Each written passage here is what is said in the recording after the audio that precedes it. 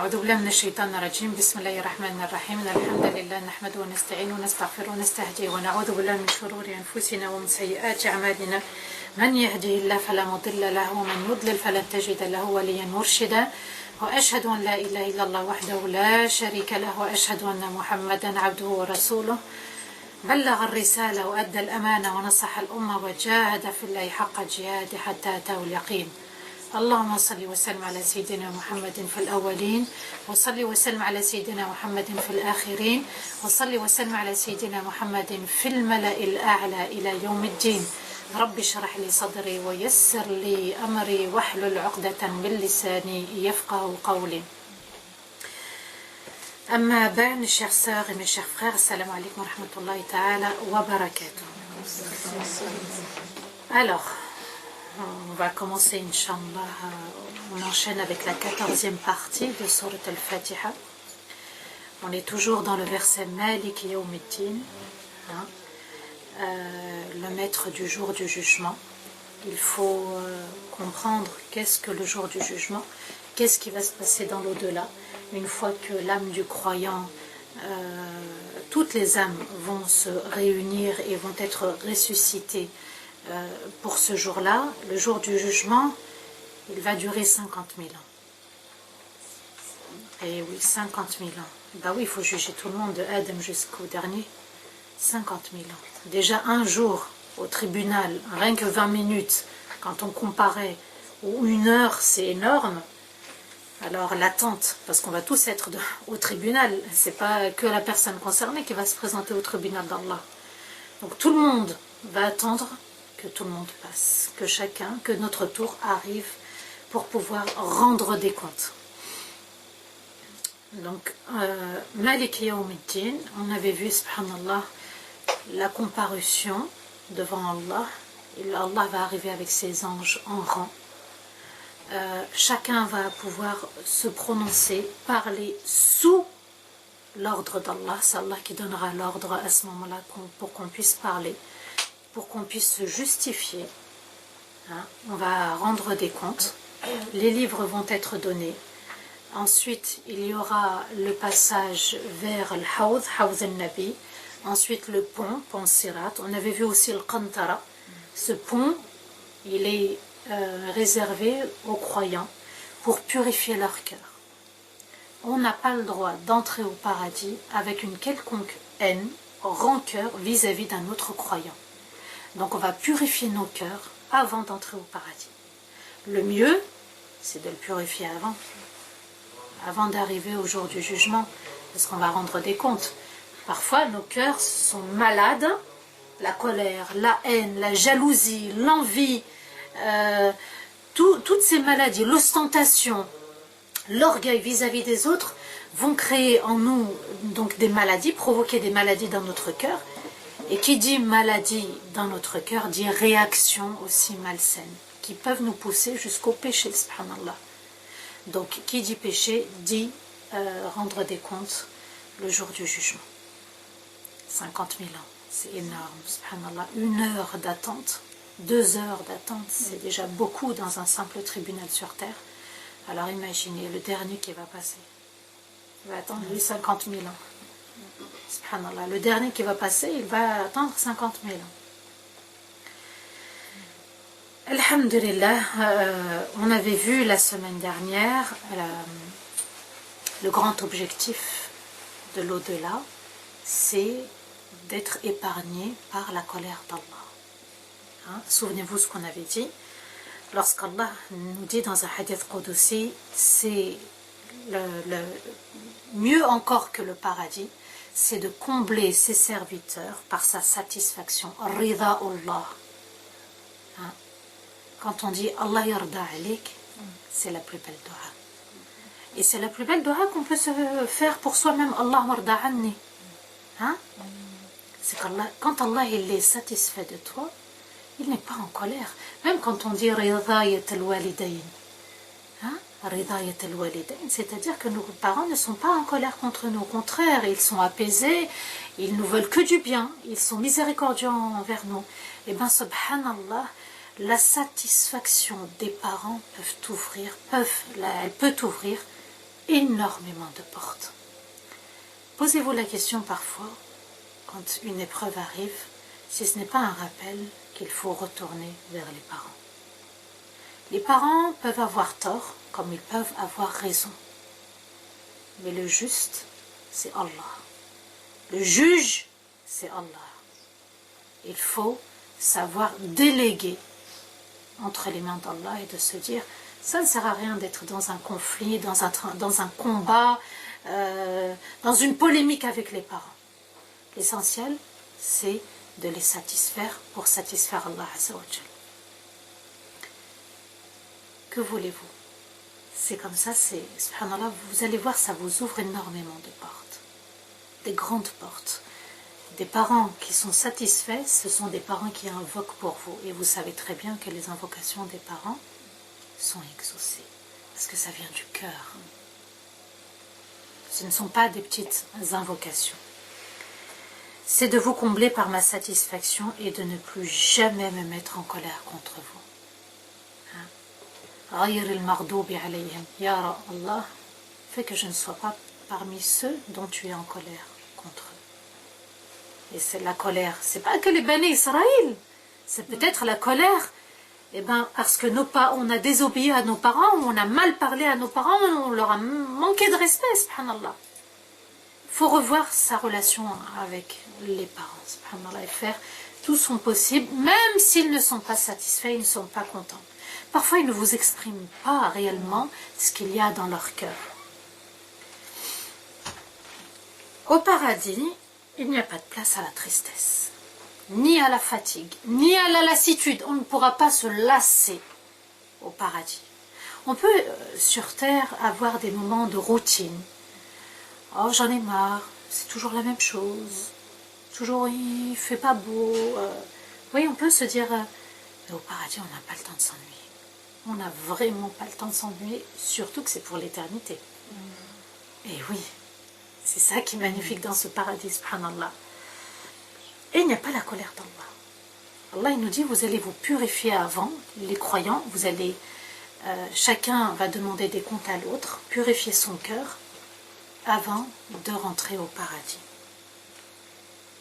Est-ce que vous êtes prête? Est-ce que vous êtes prêts pour ce grand paradis? On doit se préparer. En tout cas, c'est ce qu'Allah nous demande, de se préparer pour l'au-delà, pour le grand et merveilleux paradis. Le prophète alayhi salatu wassalam nous dit une très belle chose.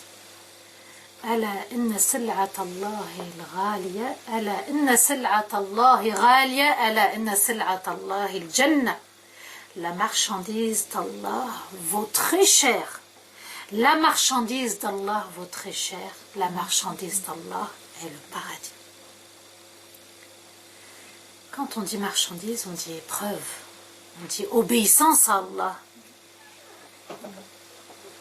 La marchandise est très chère, ça veut dire qu'il va falloir faire beaucoup d'efforts pour la payer.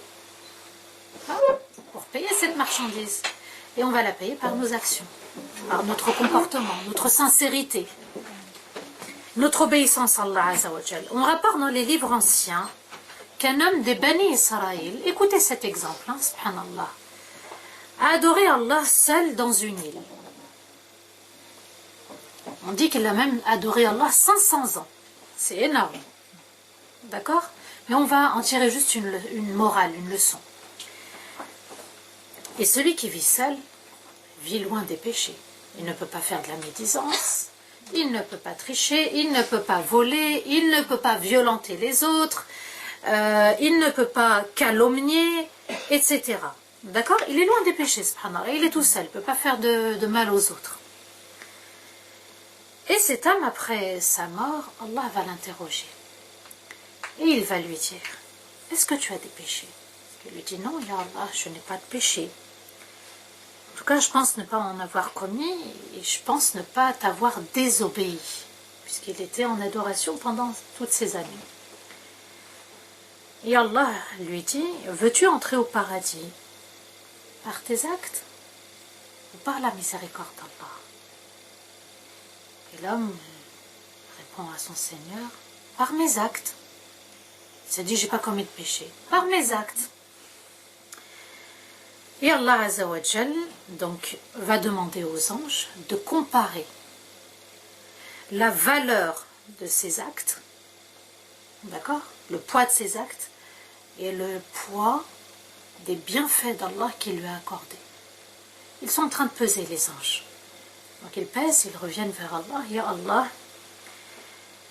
on a trouvé que ces adorations durant toutes ces années, c'est pas 1 an, 10 ans, 100 ans, c'est 500 ans. Écoutez bien, 500 ans, subhanallah, atteignaient juste le bienfait de sa vue.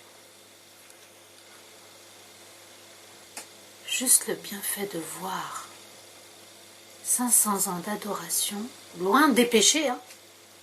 Juste la ni'ma de voir. Donc, juste les 2 yeux. Alors, on n'a pas que 2 yeux. On a des cheveux, on a des sourcils, on a un nez, la fonction du nez, la fonction des yeux à l'intérieur, la fonction de notre bouche, de nos dents, de la langue, de notre gorge, la fonction de tout notre corps, subhanallah. Il nous faut plus que 500 ans d'adoration, subhanallah. Et Allah dit, mes anges, emmenez-le en enfer. Puisqu'il a dit, le poids de mes actes. On a pesé, et subhanallah, on a trouvé que le poids des bienfaits d'Allah était plus important que le poids de ses actes. L'homme crie, et il dit, Ya Allah, fais-moi entrer au paradis par ta grâce. Par ta rahma, il a reconnu. Il lui dit, Ya Allah, par ta clémence, ta générosité.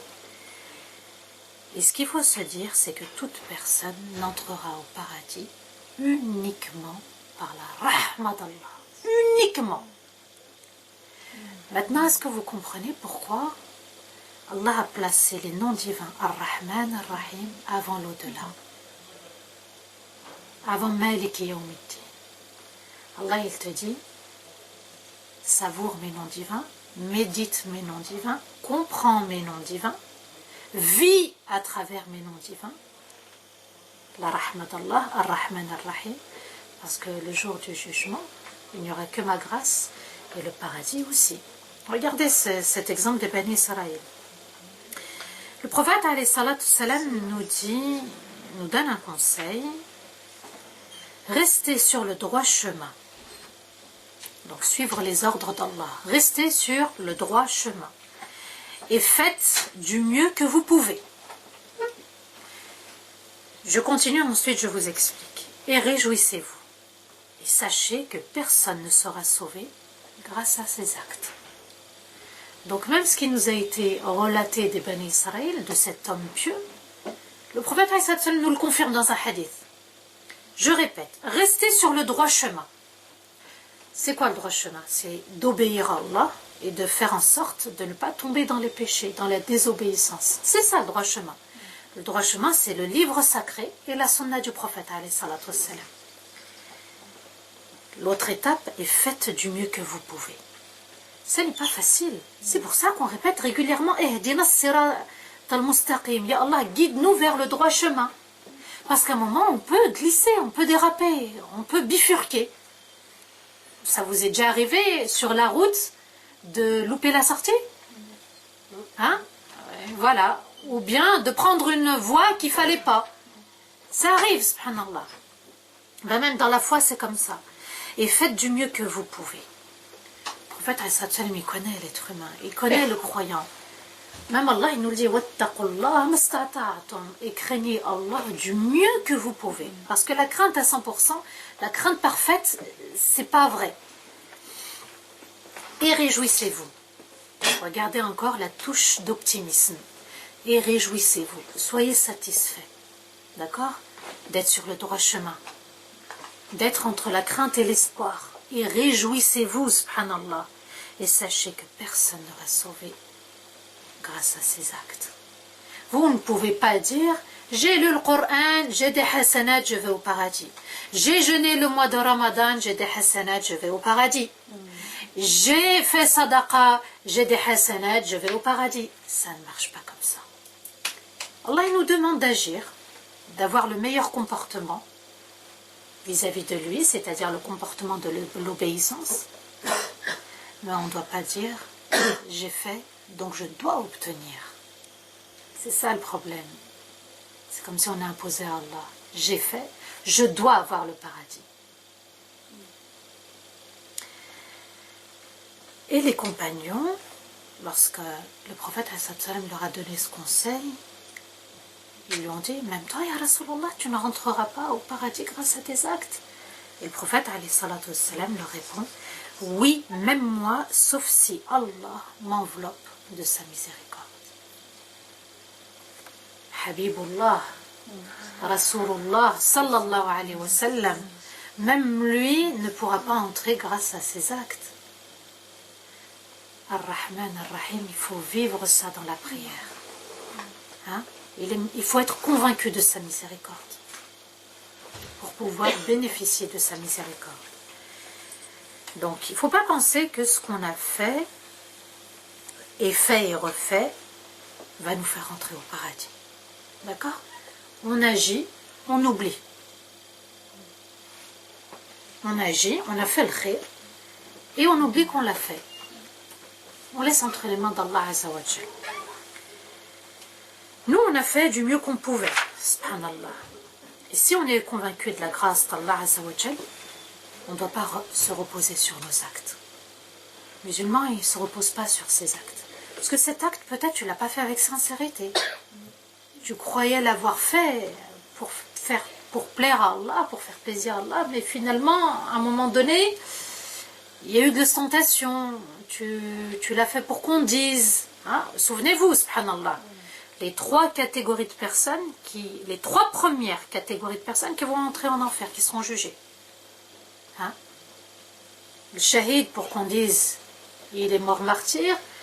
Celui qui a récité le Coran pour qu'on dise mashallah, il récite, il lit, il récite. Et celui qui donne une aumône pour dire mashallah, elle a donné, il a donné. Pourtant, ce sont des actes de bienfaisance, ce sont des actes d'obéissance à Allah, mais le cœur n'y était pas. Allah Azza wa Jal nous dit dans Surat Al-A'raf, donc les murailles, verset 43. Nous extirperons toute haine de leur cœur, et des ruisseaux couleront à leurs pieds. Et ils diront, louange à Allah, qui veut dire Alhamdulillah. Alhamdulillah qui nous a conduits vers ce lieu. Si Allah n'avait pas voulu nous guider sur la bonne voie, nous n'aurions jamais pu y accéder.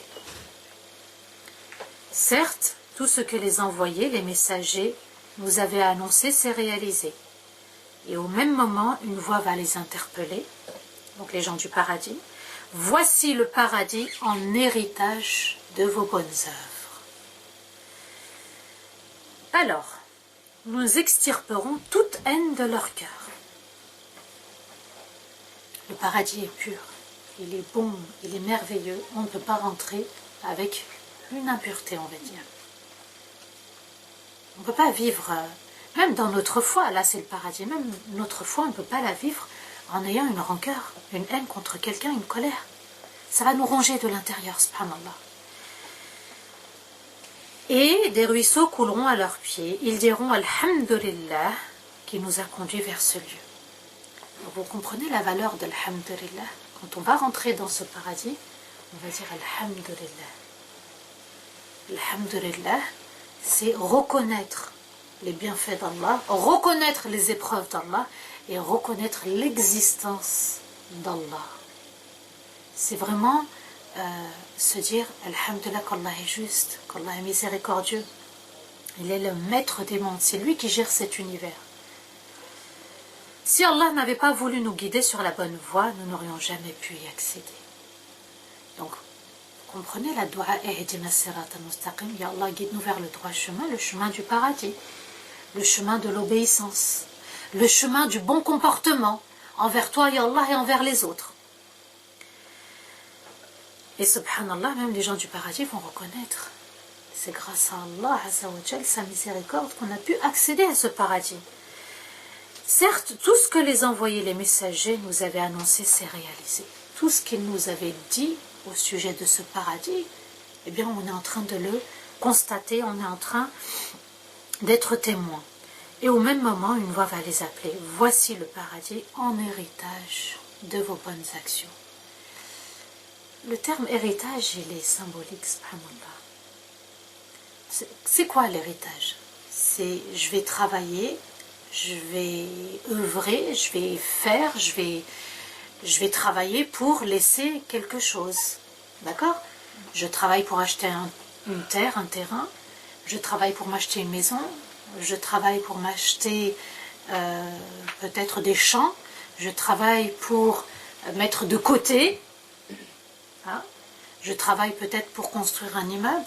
Et ce qu'on a laissé, ben, d'autres vont en bénéficier, subhanallah. Sur terre, qui en bénéficie, l'héritage? Ben, c'est la famille, les proches. Mais mes bonnes œuvres, qui va en bénéficier? J'ai semé, j'ai fait, j'ai travaillé sur terre. Et mon héritage, ça va être le paradis. C'est comme ça, subhanallah. Donc, quand on œuvre dans le bien, on est en train de laisser un héritage. L'héritage au paradis, subhanallah. Et le plus bel héritage aussi, c'est que quand on fait une sadaqa jariyah, même quand on décède, eh ben, d'autres en profitent. Une mosquée, un hôpital, un institut, une école, un puits, d'autres vont en profiter. Donc on est toujours utile, subhanallah. On laisse un héritage aussi pour la communauté du prophète Mohammed sallallahu alayhi wa sallam. Et elle est belle cette communauté, subhanallah. D'accord? Parce qu'elle nous fait toujours rappeler l'au-delà, elle nous fait rappeler notre Seigneur. La famille nous font rappeler les biens matériels, subhanallah. Ils nous font rappeler dunya, mashakil parfois, hein, les problèmes. Mais la communauté nous fait toujours rappeler l'au-delà, notre Seigneur, et avoir le meilleur comportement. Nos actes sont la raison, la cause pour laquelle on entre au paradis. C'est juste une raison. Et ce n'est pas une obligation pour entrer au paradis. C'est une raison pour y accéder. Et le paradis, c'est un don d'Allah. Il faut comprendre que ce n'est uniquement un don d'Allah. On rentre par sa miséricorde uniquement. C'est pas du donnant-donnant avec Allah. C'est pas je fais, tu me dois, ya Allah. Vous voyez le bon comportement qu'on doit avoir avec notre Seigneur, c'est Allah, j'ai fait, je t'ai fait plaisir. Accepte mon œuvre. Et le jour du jugement, j'espère faire partie des gens, des habitants du paradis. On est tous sujets aux erreurs, d'accord? On peut tous en faire, personne n'est parfait. Il y a la nécessité de se repentir régulièrement. C'est pour ça qu'on dit Ihdina as-sirat al-mustaqim, Allah guide-nous vers le droit chemin. Et aussi parmi la guidance, parce que ce n'est pas donné à tout le monde, c'est de demander pardon à Dieu. Il y en a, ils agissent dans leurs péchés, ils sont même plus conscients qu'ils sont en train de faire des péchés. Donc la guidance, c'est aussi d'être conscient, consciente qu'on a fauté avec Allah, qu'on a commis des erreurs. Parce qu'on est tous Adam et Hawa. Ils ont désobéi, ils ont mangé de l'arbre fruitier. On descend de Adam et de Hawa, subhanallah. Ibn al-Qayyim a dit, les croyants entreront au paradis que par la grâce d'Allah. Une fois au paradis, on leur offrira leur place et les degrés qu'ils mériteront selon leurs actes. La première étape pour entrer au paradis, c'est la rahma d'Allah. Et dans le paradis, on sera placé selon nos actes après. Mais l'ouverture de la porte, c'est Allah qui décide. Et ensuite, on verra, Inch'Allah, qu'il y a 100 degrés de paradis. Et il y en a qui vont faire partie du premier étage, d'autres du 10e, d'autres du 90e. Et on a du Firdaus al-A'la. On y reviendra, bi'idhnillah. Abdullah ibn Omar, rahimahullah, raconte qu'un jour, le prophète, alayhi salatu wassalam, l'a pris par l'épaule et lui a dit « Sois dans cette vie comme un étranger ou uniquement de passage. » Soit dans cette vie comme un étranger ou uniquement de passage. Ça veut dire quoi? C'est quand on part en voyage, quand on part en vacances. Hein? On prépare nos bagages. Et tous les jours, nos bagages doivent être prêts avec Allah Azza wa Jal. Tous les jours, nos bagages doivent être prêts avec Allah. La mort peut venir nous surprendre à n'importe quel moment. on doit être prêt et prête. Ça veut dire le trousseau, les vêtements, la serviette, le parfum, tout ce dont on a besoin. D'accord? C'est comme ça qu'on agit. Vous savez, quand on part en voyage, subhanallah, à un moment donné, on a envie de rentrer chez soi. Le retour, il est où? Sur Terre. Il est dans l'au-delà. C'est qu'une escale sur Terre. C'est vraiment qu'une escale. Et quand on fait une escale, on a toujours nos bagages. Oui ou non? Quand on fait une escale à Zurich, on fait une escale en Suisse ou en Suède ou en n'importe où, subhanallah. On a toujours nos bagages avec nous. Et bien sur Terre, nous faisons tous et toute une escale. Donc, soyons prêts et prêtes à rendre l'âme à n'importe quel moment, se réconcilier avec les autres, pardonner aussi, ne pas garder, faire des bonnes œuvres, n'oubliez pas les sadaqat al-jariyat, les aumônes qui durent dans le temps. Pensez à votre compteur qui va tourner même après votre mort. De se dire que cette vie sur Terre, c'est pas la demeure éternelle. Ça, il faut en être conscient. Parce que nous, on vit, on fait nos courses pour toute une semaine, on programme les vacances de cet été, on se dit qu'est-ce qu'on va faire pendant Ramadan, on se dit dans 1 an, dans 2 ans, je vais acheter, je vais faire ci, je vais faire ça, subhanallah. On ne réalise pas vraiment que du jour au lendemain, on peut être de l'autre côté, subhanallah, de l'autre côté de ce monde. Il faut toujours être prêt et prête. Donc, de se dire que sur cette terre, ce n'est pas la demeure éternelle au point d'oublier l'au-delà. Donc, Surat al-Fatiha, Maliki Yawmiddin vient nous faire rappeler qu'il y a l'au-delà, qu'on va devoir rendre des comptes, qu'il y a un paradis qui nous attend, que la mort peut être proche, que nos bagages doivent toujours être prêts pour le grand départ. Le grand départ, l'arrivée, c'est le paradis bi'idhnillah. Et que notre vie sur Terre n'est que la première étape du voyage. Il y a 4 étapes dans notre voyage sur Terre. Donc la première, c'est sur Terre. Le prophète alayhi salatu salam a dit, ma communauté vivra entre 60 et 70 ans. Ça ne veut pas dire qu'on doit vivre entre 60 et 70 ans. Il y en a qui décèdent avant. Il y en a qui décèdent après cette tranche d'âge. Il y a une sœur qui m'a dit, et ceux qui ne sont pas dans la tranche, ils font partie de la communauté ou pas? Subhanallah. En tout cas, dites-vous bien que 60-70 ans, c'est déjà bien pour vivre, subhanallah, pour faire des bonnes hasanat. Parce qu'après, trop vieux, c'est pas bon aussi. Si on doit être dépendant des autres. La deuxième étape, c'est de la vie sur Terre à la tombe. Là, dans la tombe, on peut vivre des siècles et des siècles, jusqu'à la fin du monde.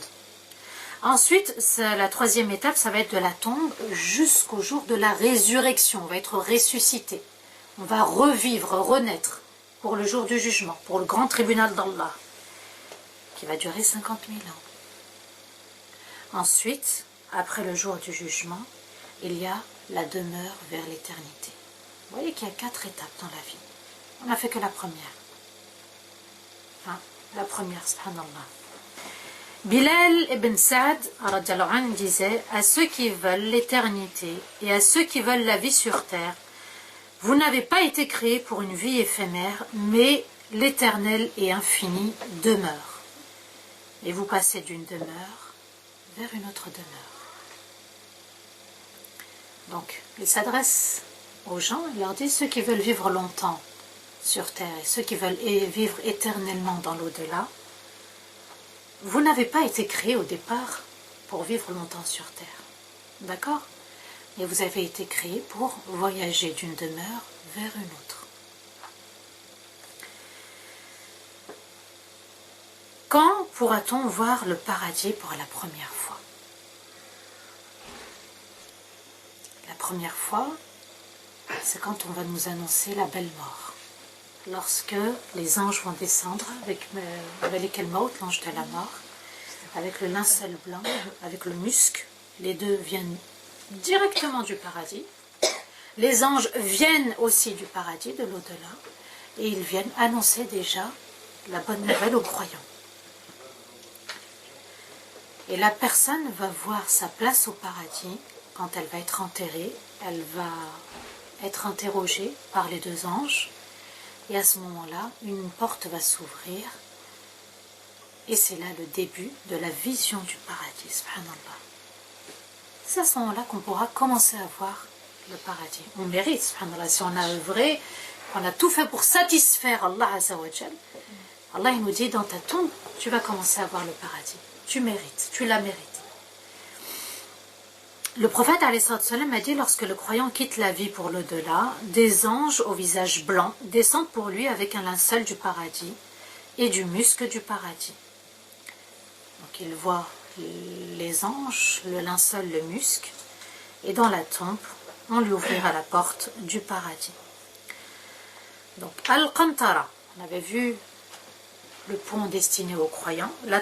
Ça sera la troisième étape du voyage qui va s'achever. Donc on mettra un grand terme à la vie sur terre, puisqu'on a rendu les comptes, on est pur et purifié, subhanallah, pour pouvoir accéder au paradis. À la troisième étape, ça sera le Qantara, pour se décharger de tout, pour purifier son cœur, subhanallah, et enchaîner avec la quatrième étape, qui va être l'au-delà, l'éternité, à jamais, au paradis. Maintenant, on va tous aller frapper à la porte du paradis. Ce sont des grandes portes avec un anneau. On va frapper à la porte du paradis.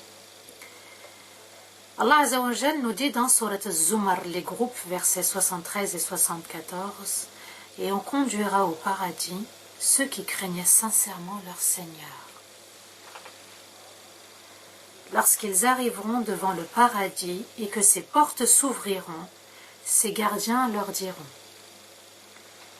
que la paix soit sur vous, vous avez été vertueux, franchissez pour toujours le seuil de cette demeure.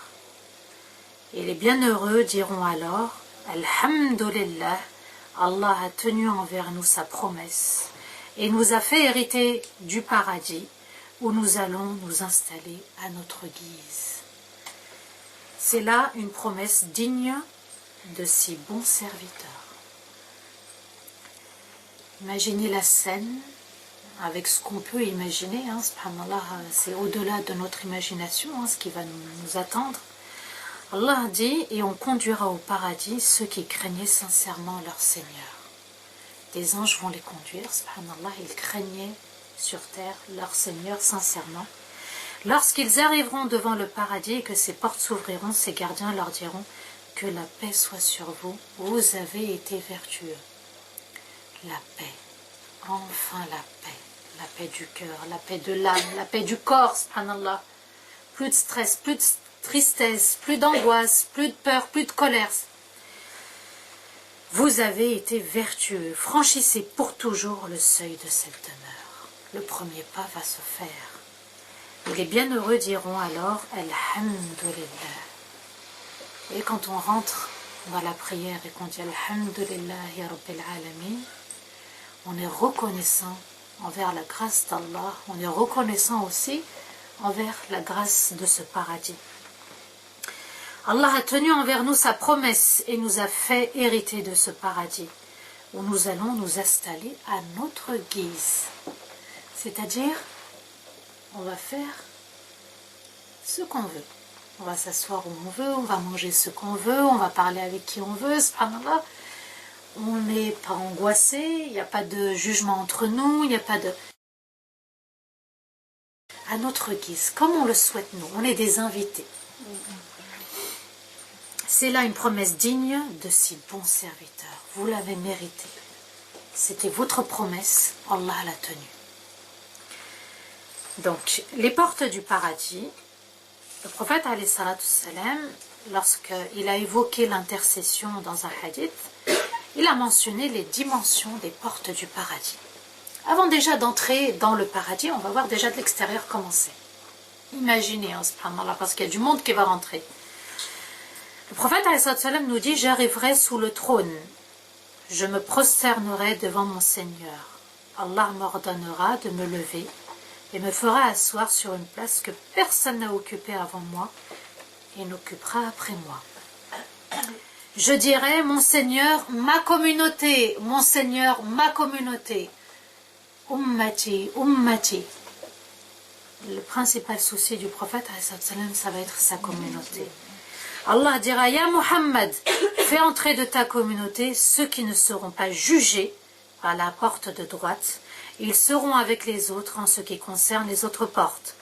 Par celui qui détient mon âme, dit le prophète, alayhi salatu wassalam, par celui qui détient l'âme de Muhammad entre ses mains, il y a entre chaque porte du paradis une distance de Hajar, ville yéménite, à la Mecque. Imaginez, le Yémen et la Mecque, subhanallah, c'est pas 1 kilomètre ou 100 kilomètres. Et dans une autre version, dans un autre hadith, le prophète alayhi salam dit une distance de la Mecque à Bassora en Irak. Juste entre deux portes. Ça, c'est sans imaginer ce qu'il y a à l'intérieur. Les gens seront en groupe et en masse devant les portes du paradis. Donc les croyants vont entendre de l'intérieur du paradis une voix qui va s'adresser à eux. C'est celle d'un ange, et pas n'importe lequel, celui qui est le gardien du paradis. Le prophète alayhi salatu wassalam nous dit, j'arriverai à la porte du paradis le jour du jugement et je demanderai l'ouverture de cette porte. Ça signifie quoi? Qu'il va être le premier à entrer dans la demeure éternelle. Le gardien demandera, qui es-tu? Je suis Muhammad, sallallahu alayhi wa sallam. Je n'ai été autorisé, dit le gardien, à ouvrir la porte à aucun être avant toi. Quel honneur! Il dit ma communauté, il mérite cette place. Et les portes, nous dit le prophète alayhi salam, s'ouvriront à ma communauté. Et la première communauté sera celle de Muhammad sallallahu alayhi wa sallam. Donc, première créature à entrer, le prophète Muhammad sallallahu alayhi wa sallam. Première communauté parmi toutes les communautés, ça sera celle de Muhammad sallallahu alayhi wa sallam. Et dans la communauté de Muhammad sallallahu alayhi wa sallam, le premier à y entrer, c'est qui? Abu Bakr. Abu Bakr, qui a donné toute sa fortune pour l'islam. Le premier calife. Essayez de vivre ce moment, cette scène, subhanallah, avec votre cœur et vous dire, on est derrière le prophète Muhammad sallallahu alayhi wa sallam. L'imam Ahmed, qui a été torturé à son époque, a été interrogé. On lui a demandé à quand le repos. Et écoutez ce qu'il a dit lorsque je mettrai le premier pied dans le paradis. Qu'est-ce qu'il veut nous dire par là? Les épreuves seront toujours là jusqu'à ce qu'on mette le premier pied dans le paradis. Donc, les épreuves sur terre, les épreuves de la mort, les épreuves du jour du jugement, les épreuves du Ponsirat. Tant qu'on n'a pas mis le premier pied dans le paradis, il n'y a pas de repos encore. À ce premier moment, donc, quand on mettra le pied dans le paradis, on mettra un grand terme pour l'éternité. On mettra un grand terme à notre vie. La vie sur terre, le fait de rendre des comptes pour Allah Azza wa Jal, il n'y aura plus de retour sur terre. Plus de retour sur terre, plus d'épreuves, plus de mashakil, plus d'angoisse, plus de stress, plus de tristesse, subhanallah, plus de problèmes d'argent. Voilà le paradis tant rêvé, tant espéré, subhanallah, par les croyants sur terre. Et aucune joie ne pourra égaler cette joie. C'est un moment sacré important, le premier pas.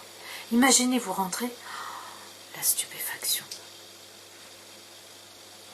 Le prophète alayhi salatu salam a dit, je serai le premier à qui on ouvrira la porte du paradis, excepté, écoutez, hein, c'est le dernier des prophètes qui parle, excepté une femme qui me disputera l'entrée. Je lui demanderai, qu'est-ce que tu as? Qui es-tu? Elle dira, je suis celle qui a élevé et éduqué seule ses enfants, dont le mari est décédé et me les a laissés en bas âge. La place de cette maman qui a élevé, subhanallah, des orphelins. Je sais que, subhanallah, mon père a été enterré à côté d'une dame qui a perdu son mari, qui lui a laissé les enfants tout petits. Ma mère, elle m'expliquait, il y avait des jours où il ne mangeait même pas. Subhanallah. Vous voyez, une maman avec ses orphelins, elle méritera. Elle va essayer de se disputer la place pour entrer. Elle méritera. Vous voyez, rien que cette épreuve d'avoir éduqué ses enfants, d'avoir essayé de les nourrir sans la présence du père. Donc, vous voyez, le rôle du père, du mari, il est important. Elle va disputer l'entrée au paradis. Subhanallah, le prophète dit, elle me disputera l'entrée au paradis. Je lui dirai, qui es-tu? Je suis celle qui a élevé seule ses enfants, qui les a nourris et élevés. El-Yatim. Donc, si vous pouvez parrainer, si on peut parrainer des orphelins, bismillah. Bismillah, c'est pas ça qui manque. Les orphelins, on peut parrainer, il y a des associations, il faut préparer l'au-delà. Donc, vous voyez qu'il y a les gens de l'enfer, les gens du paradis, subhanallah, qui vont être heureux. Le prophète nous dit, Dieu m'a promis, écoutez bien ce hadith, il est très très important. Dieu m'a promis de faire entrer 70 000 personnes de ma communauté sans jugement et sans châtiment. C'est pas fini. Et pour chaque 1000 personnes seront accompagnées 70 000 personnes. Ce qui fait un total, quand on calcule bien, 4 970 000 personnes, sans châtiment, sans jugement. Si ce n'est pas la miséricorde d'Allah Azzawajal, comment on peut appeler ça? Comment on peut nommer ça, subhanallah? Donc, vivez Ar-Rahman Ar-Rahim lorsque vous allez réciter ce verset avant Maliki Yawmiddin. Sa miséricorde a devancé sa colère. Vous vous rendez compte? C'est pas rien. 4 970 000 personnes qui vont rentrer au paradis sans jugement, sans châtiment. L'importance de dire Alhamdulillah ya Rabbil Alamin, d'être reconnaissant. Le prophète ajoute les 70 000 qui intercéderont, hein, donc, vont le faire, elles vont intercéder pour leur père, leur mère et leur conjoint. Oui, subhanallah. Sans jugement, sans châtiment. Ça vient aussi réconforter les personnes converties, d'accord, et qui parfois ont ce grand chagrin de voir leurs parents ne pas pouvoir entrer au paradis à cause de leur conviction, subhanallah. C'est douloureux, hein, quand vous les entendez parler, quand leurs parents décèdent, est-ce qu'on a le droit de leur faire des doigts, subhanallah? Ça fait mal au cœur. Parce que nous, on est nés musulmans, hein, on a grandi comme ça. Et eux, subhanallah, ils ont cette douleur, ce chagrin au fond de leur cœur. Eh bien, il ne reste plus qu'à invoquer Allah Azzawajal pour en faire partie. Dans un autre hadith, le prophète nous dit, un groupe de 70 000 musulmans de ma communauté entrera au paradis, donc leur visage resplendira comme la pleine lune. Alors, imaginez, subhanallah, la pleine lune, la beauté de la pleine lune, et un compagnon qui s'appelait Ukasha a dit au prophète, il lui a demandé, Ya Rasulallah, invoque Allah que j'en fasse partie des 70 000 sans jugement et sans châtiment. Donc le prophète va invoquer pour lui. Un autre compagnon qui fait partie d'Ansar se lève aussi, il dit, Ya Rasulallah, invoque pour moi. Il lui dit, Ukasha t'a devancé. Qu'est-ce qu'on comprend dans ce hadith quand il lui dit « Et Ukasha t'a devancé ». Il est le premier à l'a demandé, je lui ai fait. Il faut avoir le hamas, de vouloir entrer au paradis, de vouloir supplier Allah de ne pas être jugé, de ne pas être châtié. Lui, il a tout de suite eu le réflexe, son cœur, il a parlé. Il lui a dit « Ukasha t'a devancé ». L'autre qualité des gens qui seront parmi les habitants du paradis sans jugement et sans châtiment, c'est qu'ils faisaient le tawakkul sur terre. Wa ala rabbihim yatawakkalun. Vous vous rendez compte? Ils faisaient le tawakkul, ils plaçaient leur confiance en Allah pour tout, dans toutes les épreuves. C'est la qualité des 70 000. Wa ala rabbihim yatawakkalun. Quand on entre dans la prière, Alhamdulillahi Rabbil Alamin, Allah, j'accepte le bon et le mauvais. Parmi les épreuves, dans toutes mes épreuves, Allah, j'accepte. J'ai plus besoin d'anxiolytiques, de téléphonage, je ne sais qui, subhanallah. Alhamdulillah, 5 fois par jour, on revient à Allah, Alhamdulillah. On ne peut pas rentrer dans la prière en disant Alhamdulillah, puis après se dire, oh, t'as vu, quelle misère, quelle galère, et quelle air et tout. Hein? On doit dire avec son propre cœur Alhamdulillah Rabbil Alamin. Vous vous rendez compte le poids de ces mots? Le maître des mondes. Il gère tout, il sait tout gérer. Pourquoi vouloir être à la place d'Allah? Laissez gérer Allah Azza wa Jal. Parce qu'il est miséricordieux. D'accord? C'est la qualité de ceux qui seront parmi les gens du paradis, sans jugement et sans châtiment.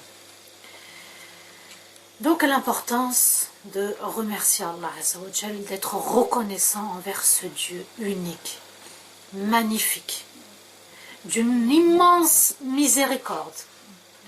Le paradis, on va voir, il est magnifique. Sa puissance, elle est magnifique. Sa générosité, elle est magnifique. Son pardon, il est magnifique. Sa création est magnifique. Subhanallah. Tout est magnifique. Pourquoi s'entêter? Pourquoi se faire du tort tous les jours du matin au soir? On place sa confiance en Allah Azza wa Jal. Le prophète Azza wa Jal nous dit, soyez comme ce petit oiseau. Il part le ventre plein et il revient chez lui dans son nid le ventre. Il part le ventre vide, pardon, et il revient le ventre plein. Le lapsus, en fait, il part le ventre plein, si vous regardez bien, parce qu'il fait le tawakkul. Et ce petit oiseau, il n'a pas de diplôme. Hein? Il n'a pas de diplôme, voilà, c'est un tout petit oiseau, c'est une toute petite créature.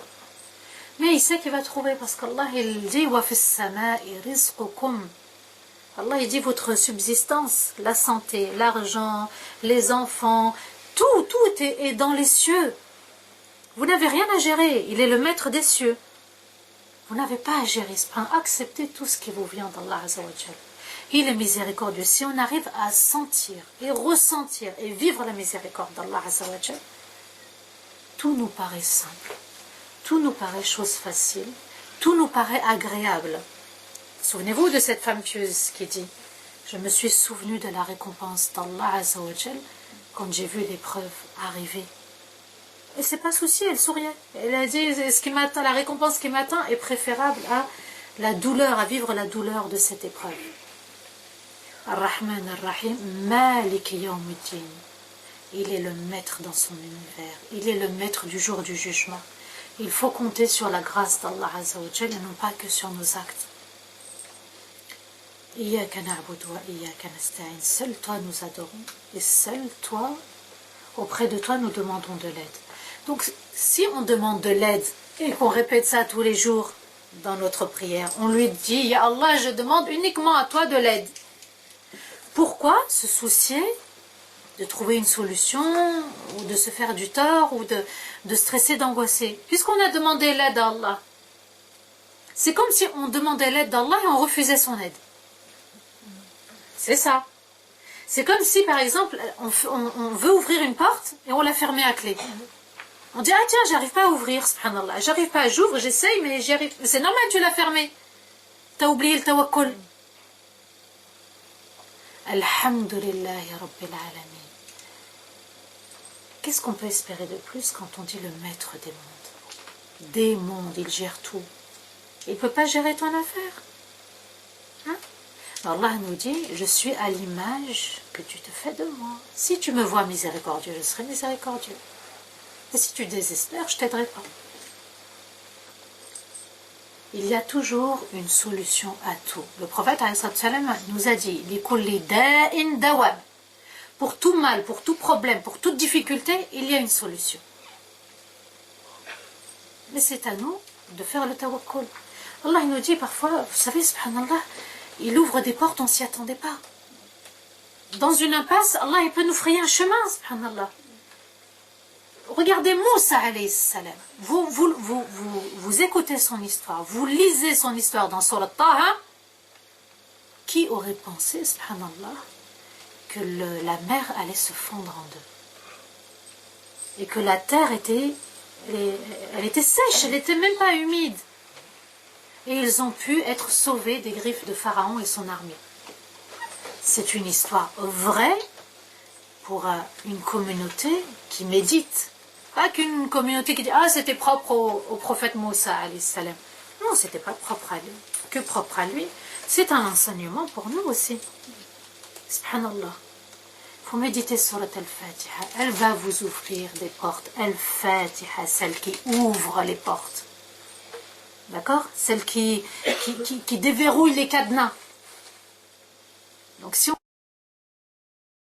on médite bien cette sourate, on a l'obligation de faire le tawakkul.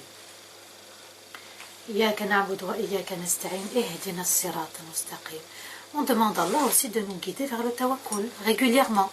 Parce que la foi, un coup, elle monte, un coup, elle baisse. Dans telle épreuve, on peut être fort, et dans une autre, pas du tout. C'est pour ça qu'on demande régulièrement. Peut-être il y en a qui se sont posé la question, pourquoi on est obligé de répéter cette sourate à chaque fois? Parce qu'il y a des doigts dans cette sourate. Et on a besoin de doigts, de nous faire des doigts, subhanallah. De supplier Allah tous les jours. Ihdina sirata al-mustaqim, sirata alladhina an'amta alayhim. Le chemin de ceux dont tu as comblé de bienfaits. Un des bienfaits d'Allah, c'est le tawakkul. C'est de méditer cette sourate, de la vivre et de vivre l'instant présent de la prière avec Allah Azza wa Jal. Hein? Ça, c'est le plus beau des cadeaux, subhanallah. On pourra arriver au degré des prophètes quand on aura bien compris le sens de cette sourate. Hein? Elle peut nous élever, cette sourate. Cette sourate, elle peut nous rapprocher encore plus d'Allah Azza wa Jal de jour en jour. Il faut se sentir petit dans le royaume de l'infiniment grand, parce qu'il détient le royaume sur terre et de l'au-delà. C'est Allah qui gère tout, subhanallah. Comment il ne peut pas gérer mes soucis, ce qui me chagrine, ce qui m'attriste, subhanallah. Il faut faire le tawakkul. Arrêtez de tout contrôler, c'est Allah seul qui contrôle. Rabbul Alamin, Allah il t'a dit, c'est moi qui contrôle tout, c'est pas toi. Et ceux qui savent faire le tawakkul feront partie des 70 000 personnes, ou même des 5 millions, hein, subhanallah, de ceux qui rentreront sans jugement et sans châtiment. Vous vous rendez compte? Sans jugement et sans châtiment. Ni tu vas te présenter, enfin tu vas rendre des comptes au tribunal, et ni tu seras châtié dans l'enfer. Vous voyez, subhanallah, si ça c'est pas de la rahma. Donc, savourez les noms divins, Ar-Rahman, Ar-Rahim, vivons ces noms, et surtout soyons convaincus. On doit être convaincu de la miséricorde d'Allah Azza wa Jal. C'est pas un jour je suis convaincu et un jour je suis en dépression ou ma foi elle a baissé, ça y est, je désespère. On ne doit pas désespérer. Ceux qui désespèrent font partie des perdants. Ils ont tout perdu. Donc avançons. Alhamdulillah, Allah est grand, il est miséricordieux. Et il tend la main à celui qui demande D'accord? Donc soyons optimistes, soyons convaincus que la miséricorde d'Allah Azza wa Jal, elle embrasse toutes choses. C'est comme ça qu'Allah a défini sa grâce. Elle embrasse toutes choses, toute créature à qui Allah Azza wa Jal lui a dit kun fayakun, soit et elle est devenue.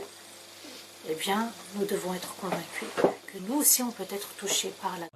Allahumma ballighna Ramadan.